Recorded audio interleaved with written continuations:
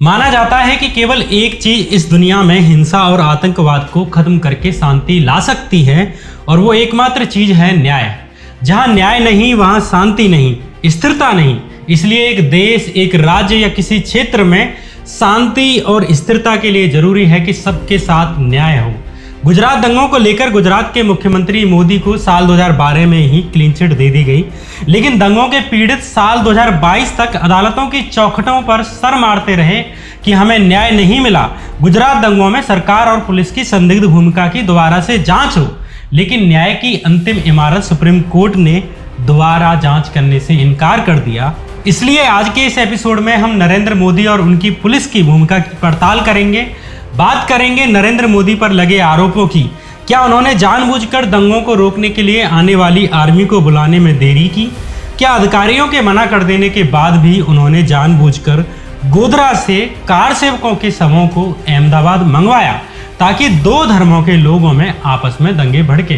क्या वाकई में उन्होंने उन अधिकारियों को सजा दी जिन्होंने दंगे रोके और उन अधिकारियों को इनामें दी जिन्होंने दंगों में लोगों को मरने के लिए छोड़ दिया? और उस मीटिंग का क्या सच है जिसके बारे में कहा जाता है कि उस मीटिंग में उन्होंने कुछ ऐसे निर्देश दिए जिनकी वजह से गुजरात में हुए दंगों में हजारों की जान चली गई? इन तमाम सवालों के जवाब और जांच एजेंसियों ने इन पर क्या कहा, उन सभी पहेलियों को टटोलेंगे और इस पूरी न्यायिक यात्रा से होकर गुजरेंगे, जिसके बाद मोदी क्लीन चिट लेकर निकले। नमस्कार, मैं श्यामवीरा सिंह। गुजरात दंगों की जांच के दौरान सबसे पहला सवाल उठा कि गोधरा से अहमदाबाद शवों को लाने का फैसला किसका था, जिसके बाद के दंगे भड़के। इसमें दूसरा आरोप यह था कि मृतकों के शव पुलिस और प्रशासन की संपत्ति होते हैं। उन्हें विश्व हिंदू परिषद के नेता जयदीप पटेल को किसने सौंपा और किसके कहने पर सौंपा, जबकि गोधरा कांड के दिन ही विश्व हिंदू परिषद ने अगले दिन गुजरात बंद करने का ऐलान कर दिया था। कई अधिकारी आशंका जता रहे थे कि इस बंद के दौरान दंगे भड़क सकते हैं। बावजूद इसके विश्व हिंदू परिषद को सब क्यों सौंपे गए? जिस वक्त गोधरा कांड हुआ उसके कुछ ही घंटे के बाद दिन में करीब 2 बजे नरेंद्र मोदी गोधरा पहुंच गए। बाद में जांच के दौरान साल 2010 में एसआईटी की टीम ने जब शवों को अहमदाबाद लाने के फैसले पर मोदी से सवाल किया तो उन्होंने कहा कि गोधरा कलेक्ट्रेट में एक मीटिंग हुई थी और उसी में सर्वसम्मति से यह फैसला लिया गया था। लेकिन यहाँ एक बात ध्यान देने की है कि एसआईटी से पहले जब सिटीजन ट्रिब्यूनल ने जब जांच की थी तो उसमें अपना स्टेटमेंट दर्ज कराते समय गोधरा की डीएम जयंत रवि ने कहा था कि मैंने मोदी के इस डिसीजन का शुरू में विरोध किया था, लेकिन मोदी ने ही उनकी बात नहीं मानी। हालांकि बाद में गोधरा की डीएम जयंत रवि ने अपना बयान बदल लिया और एसआईटी के सामने कहा कि सर्वसम्मति से ही फैसला लिया गया था। बयान क्यों बदला ये आप खुद सोचिए। खैर, जब गोधरा कांड हुआ तो उस वक्त अशोक नारायण गुजरात के गृह सचिव थे और गुजरात फाइल की लेखिका राना अयूब ने अपनी किताब में अशोक नारायण का स्टिंग शेयर करते हुए लिखा है, जिसमें कि अशोक नारायण कह रहे हैं कि मैंने एक बार बयान दिया था कि मोदी ने ही शवों को अहमदाबाद लाने का फैसला लिया था और इसके बाद ही सारे मामले ने तूल पकड़ा था। बहुत अधिक पड़ताल न करते हुए एसआईटी की टीम ने अपनी फाइनल रिपोर्ट में लिख दिया कि यह फैसला सर्वसम्मति से ही लिया गया था, क्योंकि ऐसा मोदी जी ने कहा था कि फैसला सर्वसम्मति से लिया गया है। जब इस दूसरे सवाल की पड़ताल की गई कि मृतकों के शव विश्व हिंदू परिषद के नेता जयदीप पटेल को क्यों सौंपे गए जबकि वे पुलिस के पास रहने चाहिए थे, तो एसआईटी ने अपनी जांच रिपोर्ट में कहा है कि गोधरा के तहसीलदार ने विश्व हिंदू परिषद के जनरल सेक्रेटरी जयदीप पटेल को खुद पत्र लिखकर कार सेवकों की डेड बॉडी सौंपने के लिए लिखा था। ये गलती करने के लिए उन पर विभागीय जांच होनी चाहिए। एसआईटी ने एक बार भी इस बात की जांच करने की कोशिश नहीं की कि इतने बड़े संवेदनशील मामले में एक तहसीलदार किसी प्राइवेट आदमी को इतने सारे शव कैसे सौंप सकता है, जबकि इसी एसआईटी को तहसीलदार एमएल नलवाया ने कहा था कि वो जयदीप पटेल से ना मिला था और ना उन्हें जानता था। एसआईटी ने सिर्फ गोधरा की डीएम की बात मान ली कि जिसने कहा था कि सारी गलती तहसीलदार की थी, जबकि तहसीलदार ने खुद ये बयान दिया था कि मुझे डीएम और एडीएम ने ऐसा करने के लिए कहा था। एसआईटी ने उसकी बात नहीं मानी। शुरुआत में गोधरा की डीएम जयंत रवि ने भी एसआईटी के आगे बयान दिया था कि शवों को जयदीप पटेल को सौंपने का फैसला ऊपर के लेवल पर था, लेकिन बाद में उसने सारा जिम्मा तहसीलदार पर ही डाल दिया। अब सवाल यह है कि एसआईटी ने डीएम की ही बात क्यों मानी और तहसीलदार की बात क्यों नहीं मानी।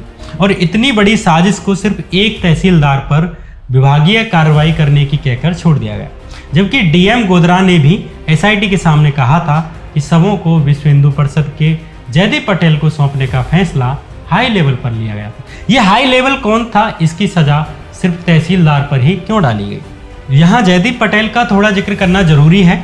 नरोदा पाटिया नरसंहार जिसमें कि 100 से अधिक लोगों को जिंदा जला दिया गया था, उसका मुख्य आरोपी ये जयदीप पटेल ही था, जो विश्व हिंदू परिषद के जनरल सेक्रेटरी भी थे।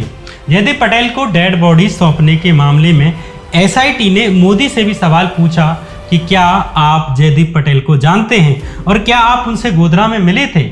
इस पर मोदी ने कहा, हाँ जानता हूं।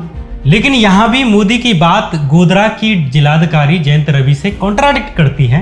जयंत रवि ने एसआईटी के आगे बयान दिया था कि कलेक्ट्रेट पर हुई उस मीटिंग में जिसमें कि डिसाइड हुआ था कि शवों को गोधरा से अहमदाबाद ले जाया जाएगा, उस मीटिंग में मोदी के साथ जयदीप पटेल भी मौजूद थे।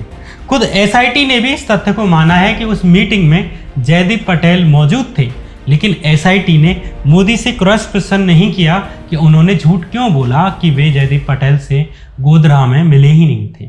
बहरहाल 27 फरवरी की सुबह को गोधरा कांड हुआ। सेम इसी दिन विश्व हिंदू परिषद ने गुजरात बंद का ऐलान कर दिया। ऊपर से सरकार ने पुलिस के ही पास शवों को रखने के बजाय, उनके परिजनों को सौंपने के बजाय विश्व हिंदू परिषद को वे सब सौंप दिए। विश्व हिंदू परिषद के इस बंद के ऐलान को सत्ताधारी पार्टी यानी कि भाजपा का समर्थन था। यहाँ राणा अयूब की किताब गुजरात फाइल में गुजरात के तत्कालीन गृह सचिव अशोक नारायण कहते हैं, लिहाजा जब विश्व हिंदू परिषद द्वारा बंद की घोषणा की गई तो मुख्य सचिव सुब्बा राव ने मुझे बुलाया और कहा, विश्व हिंदू परिषद के नेता प्रवीण तोगड़िया एक रैली करना चाहते हैं, इस पर तुम्हारी क्या राय है। मैंने कहा कि ऐसी कोई भी अनुमति नहीं दी जा सकती, क्योंकि तब स्थितियां हमारे हाथों से बाहर निकल जाएंगी। मुख्यमंत्री को यह पता चल गया। उन्होंने कहा, तुम ये कैसे कह सकते हो, हमें उन्हें अनुमति देनी पड़ेगी। मैंने कहा ठीक है। तब मुझे लिखित में आदेश दे दिए। इस पर उन्होंने मुझे घूर कर देखा। साफ है, बंद के परिणामों की चेतावनी दिए जाने के बावजूद गुजरात के मुख्यमंत्री ने विश्व हिंदू परिषद का ये बंद हो जाने दिया और सड़कों को घेरने दिया। जैसे ही ये सब रात में अहमदाबाद आए, वैसे ही अगले दिन सुबह से ही अहमदाबाद में तनाव बढ़ने लगा। विश्व हिंदू परिषद ने हिंदुओं को खूब भड़काया, जिसके परिणाम स्वरूप न केवल हजारों मुसलमानों की जान गई, बल्कि सैकड़ों हिंदुओं को भी इस दंगे में जान गंवानी पड़ी। मोदी पर बड़ा आरोप यह भी लगा कि जब गुजरात में स्थितियां बिगड़ गई थीं, तब भी उन्होंने राज्य में आर्मी को नहीं बुलाया। 3 दिन तक राज्य में नरसंहार होता रहा, लेकिन आर्मी को बुलाने में जानबूझकर देरी की गई। जब आर्मी गुजरात में प्रवेश भी कर गई, तब भी उसे वाहन और बाकी सामानों को वक्त पर मुहैया नहीं कराया गया। इसे लेकर दंगों को कुचलने के लिए आई आर्मी को लीड करने वाले लेफ्टिनेंट जनरल जमीर उद्दीन शाह का बयान बेहद महत्वपूर्ण है। लेफ्टिनेंट जनरल जमीर उद्दीन शाह ने एनडीटीवी से बात करते हुए साल 2018 में एक बयान दिया कि उन्होंने कहा कि तत्कालीन मुख्यमंत्री नरेंद्र मोदी से अनुरोध के बावजूद सेना को 1 दिन से अधिक समय तक ट्रांसपोर्ट में देरी की गई। करीब 1 मार्च 2002 को सुबह 7 बजे तक 3000 सैनिक अहमदाबाद हवाई अड्डे पर पहुंच गए थे, लेकिन उन्हें राज्य सरकार ने ट्रांसपोर्ट और अन्य रसद आदि सुविधाएं नहीं मुहैया कराईं, जिससे कि 1 दिन और अधिक समय तक इंतजार करना पड़ा। लेकिन एसआईटी ने अपनी जांच में मोदी और मोदी के गृह सचिव अशोक नारायण के बयान के आधार पर ही इस मामले में भी मोदी को क्लीन चिट देते हुए कहा कि आर्मी की तैनाती में कोई देरी नहीं की गई। एसआईटी के इस कंक्लूजन पर रिटायर्ड लेफ्टिनेंट जनरल शाह ने कहा कि मैं एक बार फिर कह दूं कि ये सरासर झूठ है। मैंने जो कहा है वो सच है। मुझे नहीं लगता कि आर्मी की देरी के मामले में मुझसे अधिक उचित कोई और आदमी बात कर सकता है। तीसरा बड़ा आरोप गुजरात पुलिस पर लगा, क्योंकि उस समय गुजरात के मुख्यमंत्री के जिम्मेदारी के अलावा गृह मंत्रालय का जिम्मा भी मोदी ने अपने पास रख रखा था। इसलिए पुलिस और खुफिया जानकारी के विभाग भी उनके पास थे और उसके अधिकारी भी उन्हें ही रिपोर्ट करते थे। इसलिए आरोप लगा कि पुलिस की निष्क्रियता के पीछे मोदी का कंट्रोल था। एसआईटी की टीम ने पुलिस की भूमिका की जांच की, लेकिन उसने मोदी पर कोई आंच नहीं आने दी, बल्कि एकाध पुलिस अफसरों पर ही सारा भांडा फोड़ दिया। सबसे बड़ा आरोप नरोदा पाटिया नरसंहार को लेकर लगा, जहां 100 से अधिक निर्दोषों को जिंदा जला दिया गया था। यहाँ के लोगों ने उस वक्त के कमिश्नर पीसी पांडे को 100 से भी अधिक कॉल की थी, लेकिन मदद नहीं पहुंची। ये नरसंहार सुबह से लेकर शाम तक चलता रहा। करीब 9 घंटे तक महिलाओं के बलात्कार किए गए, उन्हें जिंदा जलाया गया। बावजूद इसके पुलिस ने मदद नहीं की। इस नरसंहार के आरोपी बाबू बजरंगी ने भी तहलका मैगजीन के स्टिंग में कबूल किया कि पुलिस चाहती तो हमें नरोदा पाटिया में घुसने भी नहीं देती, क्योंकि एंट्री के लिए सिर्फ एक ही छोटा सा रास्ता था। बाबू बजरंगी ने यह भी कहा कि पर्याप्त पुलिस फोर्स मौजूद था। पुलिस उल्टा हमसे ही कहती रही कि जाओ मार के आओ। जो काम गुजरात के लिए नरेंद्र भाई ने किया वो किसी और ने नहीं किया। ये बात बाबू बजरंगी ने स्टिंग ऑपरेशन में कही। एसआईटी ने भी अपनी जांच की प्राइमरी रिपोर्ट में कहा कि अहमदाबाद के जॉइंट कमिश्नर एम.के. टंडन, जिनके क्षेत्र में 200 से अधिक मुस्लिमों की हत्याएं हुई, वे जानबूझकर कर्तव्य की उपेक्षा करने के दोषी पाए गए हैं। यानी उन्होंने जानबूझकर मदद पहुंचाने में देरी की। एसआईटी ने यह भी कहा कि उनके जूनियर पीबी गोंडिया भी नरसंहार होने देने के दोषी पाए गए, लेकिन उनके ऊपर कोई एक्शन नहीं लिया गया, बल्कि उल्टा प्रमोशन करके सिविल डिफेंस का जॉइंट डायरेक्टर बना दिया गया। अगर इन दोनों ने अपनी ड्यूटी निभाई होती तो सैकड़ों लोगों को मरने से बचाया जा सकता था। यहाँ आपको बता दूं कि इन दो अधिकारियों की जांच गुजरात सरकार के किसी जांच आयोग द्वारा नहीं की गई, बल्कि सुप्रीम कोर्ट ने जब गुजरात दंगों की दोबारा से जांच करने का आदेश साल 2009 में दिया और एसआईटी का गठन किया गया, उसी एसआईटी ने इनकी जांच की थी। अब आप सोचिए कि इतनी हत्याएं हो जाने के बाद भी लोकल पुलिस पर और पुलिस के अधिकारियों पर कोई एक्शन क्यों नहीं लिया गया। संभवतः एक कारण यह हो सकता है कि पुलिस के इन अधिकारियों पर ऊपर से संरक्षण हो, या दूसरा कारण यह भी हो सकता है कि पुलिस के इनएक्टिव रहने का आदेश ही ऊपर से आया हो। एसआईटी ने भी अपनी जांच में कहा है कि इन दोनों अधिकारियों ने जानबूझकर अपनी जिम्मेदारी नहीं निभाई। बावजूद इसके एसआईटी ने यह जांच नहीं की कि क्या इनको ऊपर से आदेश आए थे, और ऊपर से क्रिमिनल केस चलाने के बजाय इन दोनों के ऊपर सिर्फ डिपार्टमेंटल इंक्वायरी का सुझाव दिया गया। ये भी अपने आप में विचित्र बात है। यहाँ आपको ये बताना भी जरूरी है कि इन अधिकारियों को दोषी ठहराने में कॉल रिकॉर्ड्स के डाटा की सबसे बड़ी भूमिका रही थी, अन्यथा ये सच कभी बाहर ही नहीं आता। कॉल डेटा से न केवल ये पता लगा कि इन अधिकारियों की किस किस से बातचीत हुई और किसका कॉल आया, बल्कि इससे ये भी पता चला कि वे किस वक्त पर कहाँ पर मौजूद थे। इन कॉल रिकॉर्ड से गवाहों के बयानों को भी वेरीफाइड करने में मदद मिली। कॉल रिकॉर्ड के डेटा ने ही इन अधिकारियों के पहले के बयानों का पर्दाफाश किया। इसी कॉल रिकॉर्ड के डाटा से नरोदा पाटिया नरसंहार मामले में आरोपी भाजपा की पूर्व मंत्री माया कोडनानी पकड़ में आई। वे कह रही थी कि नरोदा पाटिया नरसंहार के वक्त मैं गुजरात विधानसभा में मौजूद थी, लेकिन गवाह कह रहे थे कि वे नरोदा पाटिया में भीड़ को उकसा रही थी और कह रही थी कि मुसलमानों के घरों को जला डालो। जब ये कॉल रिकॉर्ड्स बाहर आईं तो नरोदा पाटिया नरसंहार मामले में माया कोडनानी को कोर्ट ने 28 साल की सजा सुनाई। बार बार कॉल रिकॉर्ड्स पर इतना ध्यान खींच रहा हूँ तो आप सोच रहे होंगे कि क्या बार बार रिपीट कर रहा हूँ, लेकिन इस पूरी कहानी का रहस्य इन्हीं कॉल रिकॉर्ड्स में है, और इसी में एक ऐसे ईमानदार आईपीएस अफसर की कहानी दबी हुई है जिसे दंगे रोकने और मासूम बच्चों को बचाने की सजा दी गई। इस बहादुर आईपीएस अफसर का नाम है राहुल शर्मा। राहुल शर्मा की पूरी कहानी टाइम्स ऑफ इंडिया के पत्रकार मनोज मित्ता ने गुजरात दंगों की जांच पर लिखी अपनी किताब the fiction of facts finding में लिखी है। गुजरात दंगे अपने चरम पर थे। 2 मार्च 2002 के दिन एक भीड़ ने एक मदरसे में आग लगाने की कोशिश की। इसमें करीब 400 बच्चे मौजूद थे।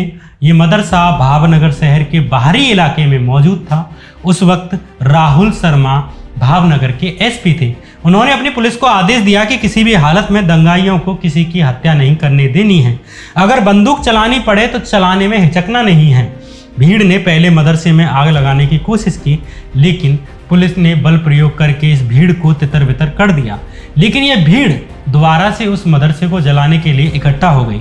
राहुल शर्मा मौके पर पहुंच गए और अपनी पुलिस के दम पर राहुल शर्मा ने उस भीड़ से बचाते हुए उन बच्चों को शहर के अंदर एक मस्जिद में शिफ्ट कराया। लेकिन इस बीच पुलिस को गोलियां भी चलानी पड़ गईं। यहाँ मुस्लिम किसी पर हमला नहीं कर रहे थे और इस उग्र भीड़ में जिसको भी नुकसान पहुंचा वो पुलिस की गोलियों से पहुंचा था। शर्मा के काम की तारीफ करने की बजाय गृह राज्य मंत्री गोवर्धन जड़ाफिया ने राहुल शर्मा को कॉल करके कहा कि वैसे तुमने सही काम किया है, लेकिन पुलिस की फायरिंग में हुई मौतों का रेशियो सही नहीं है। मतलब कि जितने की उस उग्र भीड़ में लोग मारे गए उतने मुस्लिम नहीं मारे गए। राहुल ने जवाब दिया कि स्थिति के अनुसार ही पुलिस को फायरिंग करनी पड़ी और उसी रेशियो में लोगों को नुकसान पहुंचा।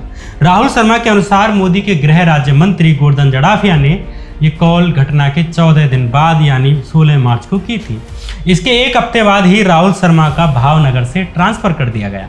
दरअसल ये तब हुआ जब शर्मा ने एक मस्जिद पर अटैक करने पर 21 उपद्रवियों को अरेस्ट कर लिया गया था और इसके बाद भाजपा के नेता डिमांड करने लगे थे कि उन उपद्रवियों को छोड़ दिया जाए। लेकिन राहुल शर्मा ने वही किया जो एक पुलिस अधिकारी को करना चाहिए, वो भी बिना धर्म, जाति और नस्ल देखे।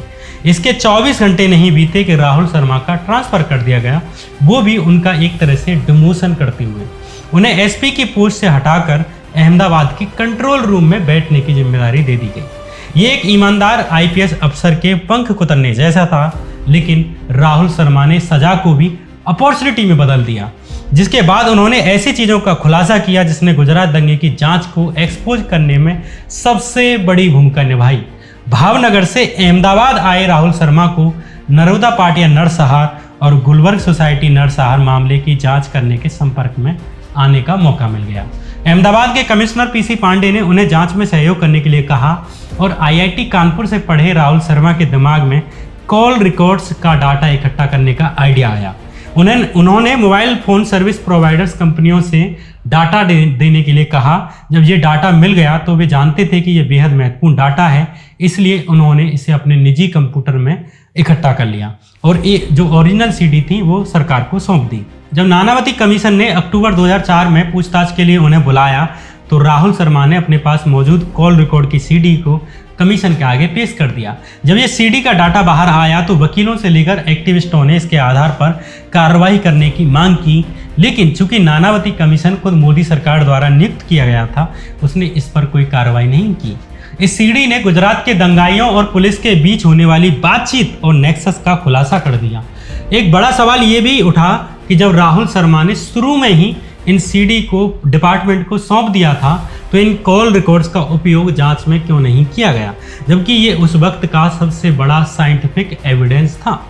जब सुप्रीम कोर्ट ने साल 2008 में गुजरात दंगों के 9 मामलों की जांच के लिए एसआईटी की टीम का गठन किया गया था, उस टीम ने ही इस डेटा का इस्तेमाल किया और इसके बाद ही भाजपा की मंत्री माया कोडनानी और विश्व हिंदू परिषद का जनरल सेक्रेटरी जयदीप पटेल सलाखों के पीछे पहुंचा। लेकिन आपको पता है इस महत्वपूर्ण जानकारी को बाहर निकालने वाले ईमानदार अफसर राहुल शर्मा के साथ पुलिस और मोदी सरकार ने क्या किया? मोदी सरकार ने द ऑफिशियल सीक्रेट एक्ट के तहत राहुल शर्मा पर ही केस चला दिया, लेकिन अप्रैल 2012 में सेंट्रल एडमिनिस्ट्रेटिव ट्रिब्यूनल यानी कैट ने आईपीएस अधिकारी राहुल शर्मा के खिलाफ चलाए जा रहे इस केस पर रोक लगा दी और कहा कि शर्मा ने यह डेटा तब दिया जब कमीशन ने उन्हें जांच के लिए बुलाया था। लेकिन यह क्लियर है कि गुजरात क्राइम ब्रांच के द्वारा जानबूझकर इस डेटा का इस्तेमाल अपराधियों को पकड़ने के लिए नहीं किया गया। शायद इससे बड़े बड़े सफ़ेद कुर्तों के अंदर रंगे लाल खून के छींटे नजर आ जाते, लेकिन एसआईटी ने इस बात की ठीक से जांच नहीं की कि क्यों मोबाइल फ़ोन के डेटा को जांच में इस्तेमाल नहीं किया गया, जबकि राहुल शर्मा ने शुरू में ही डिपार्टमेंट को सीडियां सौंप दी थी। इसके ऊपर के तार भी एसआईटी ने नहीं तलाशे।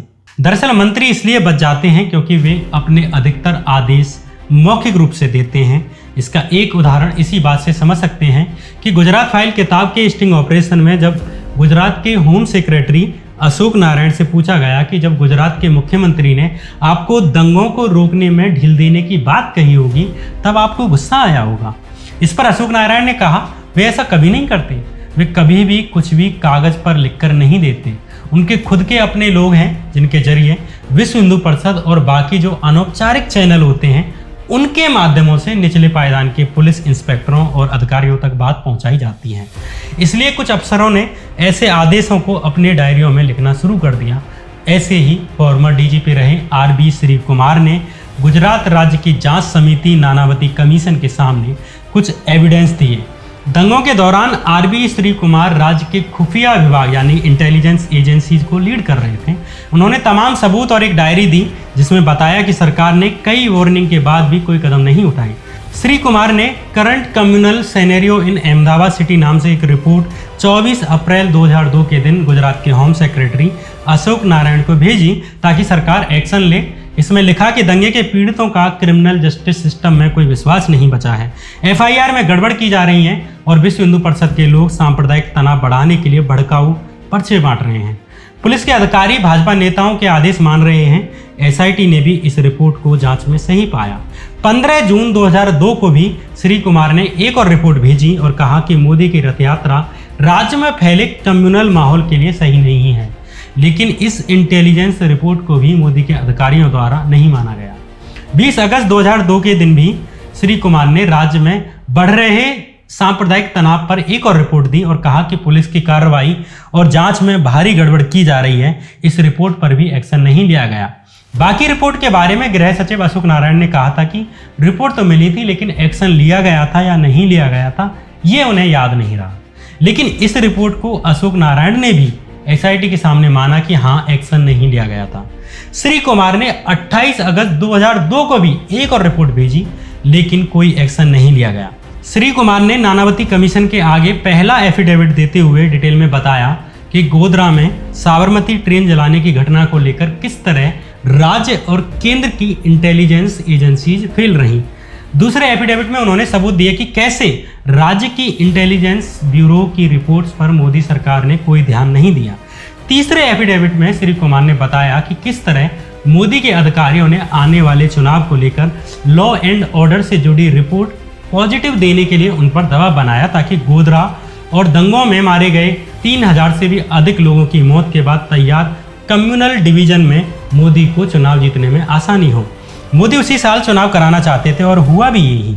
दरअसल साल 2001 में आए भुज भूकंप और उसको हैंडल करने में भाजपा की नाकामी और भ्रष्टाचार के आरोपों के बाद माना जा रहा था कि साल 2003 में आने वाले चुनावों में भाजपा हार जाएगी। इसके लक्षण इस बात से भी नजर आ रहे थे कि गुजरात में हुए उपचुनावों में भाजपा हार गई थी। इन तमाम लक्षणों को देखते हुए भाजपा ने केशुभाई पटेल को हटाकर अक्टूबर 2001 में मोदी को मुख्यमंत्री बनाया था। तब मोदी को कोई नहीं जानता था और ना ही उनकी ऐसी लोकप्रियता थी। वे अचानक पार्टी संगठन में से बाहर निकलकर राज्य के मुख्यमंत्री बनाए गए थे। इसलिए माना जा रहा था कि अगले चुनाव में भाजपा हार जाएगी। इसलिए गुजरात में राम मंदिर के मुद्दे को बार बार उठाया जा रहा था और इसके लिए कार्ड सेवकों को गुजरात से अयोध्या ले जाने का प्रबंध किया जा रहा था। बजरंग दल और विश्व हिंदू परिषद के ये कार्यकर्ता रास्ते भर मुसलमानों के खिलाफ नारे लगाते रहे और पिटाई करते रहे। इन खबरों को स्थानीय अखबारों में आसानी से टटोला जा सकता है। जिस साबरमती बोगी में आग लगाई गई थी, उस साबरमती के कार्ड सेवकों के द्वारा भी रास्ते भर आतंक मचाया गया था और इसकी खबरें स्थानीय अखबारों में छपी थी। इस सांप्रदायिक माहौल पर तमाम इंटेलिजेंस रिपोर्ट के बावजूद रोक नहीं लगाई गई।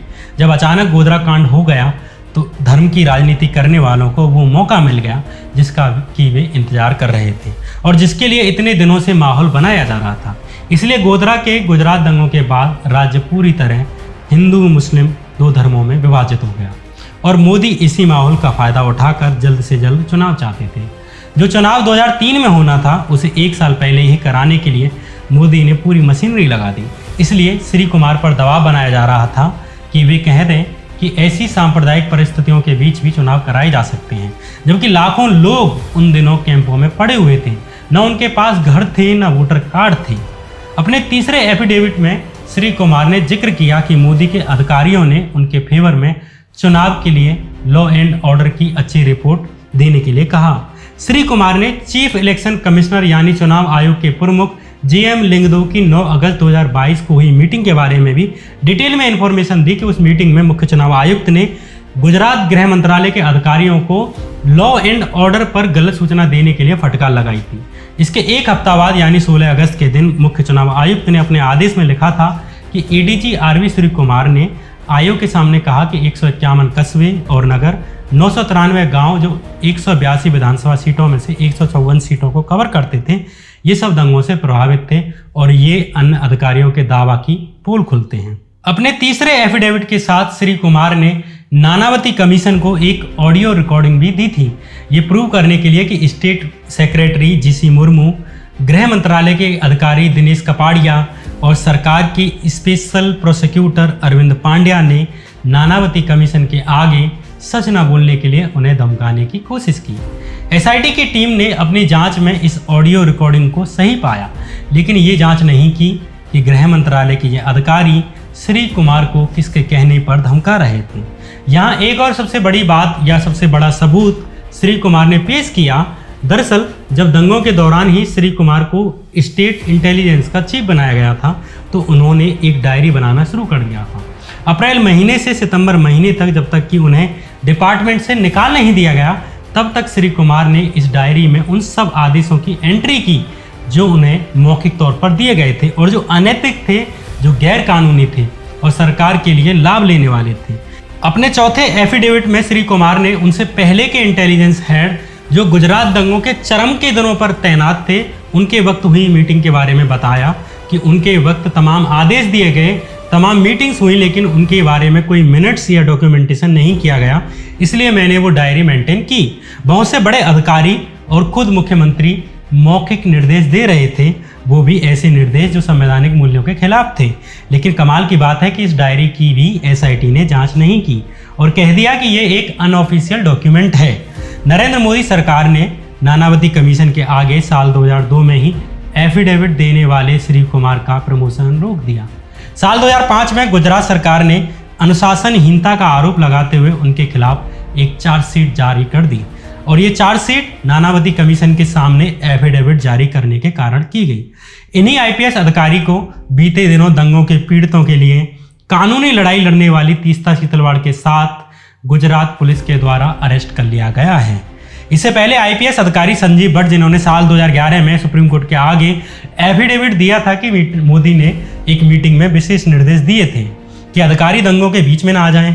भट्ट के इस एफिडेविट के बाद गुजरात सरकार ने एक केस डालकर उन्हें अरेस्ट कर लिया और इसके कुछ दिन बाद उन्हें नौकरी से भी सस्पेंड कर दिया गया। कुछ दिन बाद उन्हें अदालत से जमानत मिल गई, लेकिन नवंबर 2012 में संजीव भट्ट पर 22 साल पुराना यानी कि 1990 के समय का एक केस निकालकर उन पर केस चला दिया गया और साल 2019 में उन्हें इस केस में सजा सुना दी गई। साल 2019 से ही आईपीएस संजीव भट्ट जेल में हैं। जिस मीटिंग का हवाला उन्होंने दिया कि जिस दिन गोधरा कांड हुआ उसी रात मोदी ने बड़े सीनियर अधिकारियों की मीटिंग ली थी और उन्हें दंगाई भीड़ के बीच न आने का आदेश दिया था। यही सेम बात मोदी की ही पार्टी के गृह मंत्री रहे हरीन पांड्या ने साल 2002 में ही सिटीजन ट्रिब्यूनल के सामने कही। एमडी देशपांडे ने अपनी किताब Gujarat rights the truth story में लिखा है कि हरीन पांड्या ने आउटलुक मैगजीन को बताया कि इस 2 घंटे की मीटिंग में डीजीपी चक्रवर्ती ने इसका विरोध किया तो मोदी ने उन्हें फटकारते हुए चुप करा दिया और कहा कि आदेश का पालन करो। गुजरात दंगों के वक्त हरीन पांड्या राजस्व राज्य मंत्री थे। वे केशुभाई पटेल के नज़दीकी माने जाते थे। मोदी से पहले जब केशुभाई पटेल मुख्यमंत्री हुआ करते थे तब हरीन पांड्या ही गुजरात के गृह मंत्री हुआ करते थे। लेकिन मोदी जब मुख्यमंत्री बने तो उन्होंने गृह मंत्रालय अपने पास रख लिया। हरीन पांड्या के इस बयान के बाद 26 मार्च 2003 के दिन संदिग्ध परिस्थितियों में हरीन पांड्या की किसी ने हत्या कर दी। पास में ही पुलिस थाना होने के बावजूद 2 घंटे से अधिक समय तक उनकी बॉडी कार में ही पड़ी रही। हरीन पांड्या की ये संदिग्ध मौत अपने आप में एक रहस्य है। उनकी पत्नी इसे एक राजनीतिक हत्या मानती हैं। संजीव भट्ट के सीनियर और पूर्व state intelligence chief R B Sreekumar ने नानावती कमीशन को ये भी बताया कि उन्हें हरीन पांड्या का फोन टेप करने के लिए कहा गया था। बाद में तुलसी प्रजापति और सोहराबुद्दीन शेख पर हरीन पांड्या की हत्या की साजिश रचने का आरोप लगा, लेकिन साल 2005 में सोहराबुद्दीन शेख को एक फर्जी एनकाउंटर में मार दिया गया। इस एनकाउंटर के गवाह तुलसी प्रजापति को भी अगले ही साल 2006 में पुलिस कस्टडी में मार दिया गया। इन दोनों ने किसके कहने पर हरीन पांड्या की हत्या की, ये अब तक एक रहस्य है भी या नहीं है। और ये दोनों जो हरीन पांड्या की मौत के पीछे के असली आदमी का नाम खोल सकते थे, इनके फर्जी एनकाउंटर के पीछे कौन था, ये फर्जी एनकाउंटर क्यों किए गए, वे किसे छुपाना चाहते थे, ये अपने आप में सवाल है। यहाँ इस बात का जिक्र करना जरूरी है कि इसी मामले में साल 2012 में सीबीआई ने अमित शाह और करीब 32 अधिकारियों को अपनी चार्जशीट में दोषी माना था। इसी मामले के कारण साल 2012 में अमित शाह और गुजरात पुलिस के इन अधिकारियों को अरेस्ट किया गया था और अब इसे इत्तेफाक ही कहेंगे, यह नियति का आदेश। वही अमित शाह आज देश के गृह मंत्री हैं और जिस सीबीआई ने उन्हें कभी अरेस्ट किया था, आज वही सीबीआई उनके अंडर काम करती है और उन्हें ही रिपोर्ट करती है, उनके आदेशों का पालन करती है। गुजरात दंगों के दौरान मोदी के बयान हो या दंगों को रोकने वाले अधिकारियों के प्रति उनका व्यवहार हो, आर्मी को लेट बुलाने का फैसला हो या उनकी ही मंत्री का नरसंहार में लिप्त पाए जाने का मामला हो, चाहे गोधरा से शवों को अहमदाबाद लाने का फैसला हो या दंगों के तुरंत बाद चुनाव कराने की जल्दी हो, इसके अलावा गुलबर्ग सोसाइटी और एहसान जाफरी का मामला हो, चाहे सरकारी वकीलों की जगह विश्व हिंदू परिषद आरएसएस के लोगों की नियुक्ति का मामला हो, ये कई सारे रेड फ्लैग्स गुजरात नरसंहार में उनकी भूमिका को लेकर एक शक की लकीर खींचते हैं। बावजूद इसके वे एसआईटी और न्यायालय से सफेद होकर निकले। ये उस दौर के गुजरात में लोकतंत्र और इंसानी मूल्यों को कुचलने की तस्वीर बयान करते हैं, जहां किसी की राजनीतिक महत्वाकांक्षाओं ने दो समुदायों को आग में ढकेल दिया। जो उस दौर में गुजरात में हुआ, लगभग उसी तरह आज भी संवैधानिक संस्थानों, ईडी, सीबीआई, पुलिस और सरकारी विभागों पर अनैतिक रूप से नियंत्रण किया जा रहा है। टीवी से लेकर अखबारों में बीते 8 साल से सिर्फ हिंदू मुस्लिम दिखाया जा रहा है। इसके इतर नीचे से लेकर ऊपर तक की पूरी प्रक्रिया में 2-3 लोगों के हाथ में नियंत्रण सौंप दिया गया है, जिनकी कुर्सी के नीचे न्याय की देवी का सब पड़ा हुआ है। लेकिन एक समाज के रूप में विचार करूं तो जितनी भी समझ अभी तक की किताबों और मामूली से अनुभव से पाई है, उससे इसी निर्णय पर पहुंचा हूं कि केवल एक चीज़ इस दुनिया में हिंसा और आतंकवाद को ख़त्म कर सकती है और शांति ला सकती है, वो एकमात्र चीज़ है न्याय। जहाँ न्याय नहीं वहाँ पीस नहीं, जहाँ न्याय नहीं वहाँ उम्मीद नहीं, जहाँ न्याय नहीं वहाँ स्थिरता नहीं। इसलिए एक देश, एक राज्य या किसी क्षेत्र में शांति के लिए ज़रूरी है कि सबके साथ न्याय हो, सामाजिक न्याय हो, आर्थिक न्याय हो, राजनीतिक न्याय हो और अदालती न्याय भी हो। किसी भी एक आदमी को ये महसूस नहीं होना चाहिए कि जिस राज्य या ताकत के अधीन वो रहता है उससे उसको न्याय नहीं मिलता, और अगर ऐसा हुआ तो वो समाज हमेशा अस्थिर रहेगा और दिन प्रतिदिन हिंसा की घटनाओं का सामना उसे करना पड़ेगा।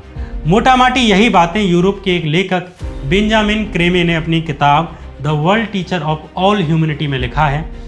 लेकिन यहाँ प्लूटो ने एक और बड़ी लकीर खींची है जो न्याय के मूल्यों को और अधिक परिभाषित करती है। प्लूटो ने कहा कि अन्याय का सबसे अधिक बुरा रूप ढोंग किया हुआ न्याय है। न्याय से बुरा, बहुत बुरा, न्याय करने का ढोंग करना है। मतलब असली अपराधियों को बचाने के लिए छुटमुट अपराधियों को पकड़कर ये दिखाना कि न्याय हो गया। गुजरात दंगों के बाद हुई जांच और उसके बाद मिला न्याय दरअसल इसी किस्म का न्याय है, यानी न्याय के नाम पर न्याय का ढोंग किया गया। जिस तरह कार सेवकों के शवों को नरसंहार के आरोपी को सौंपा गया और इसका पूरा ठीकरा एक मामूली तहसीलदार के सर फोड़ दिया गया, जिस तरह बड़े पुलिस अधिकारियों की संदिग्ध भूमिका खुद एसआईटी ने स्वीकार की, बावजूद इसके सजा के नाम पर डिपार्टमेंटल इंक्वायरी के लिए कहा और उस आदमी को छोड़ दिया गया जो ऊपर से इन अधिकारियों को कठपुतली की तरह चला रहा था, वो इस न्याय को न्याय करने का ढोंग कहने के लिए काफ़ी है। इस सीरीज़ को लिखने में मुझे बहुत अधिक कुछ छोड़ना पड़ा। इस पर लिखने और बोलने के लिए कम से कम 10 सीरीज़ बनानी पड़ेंगी।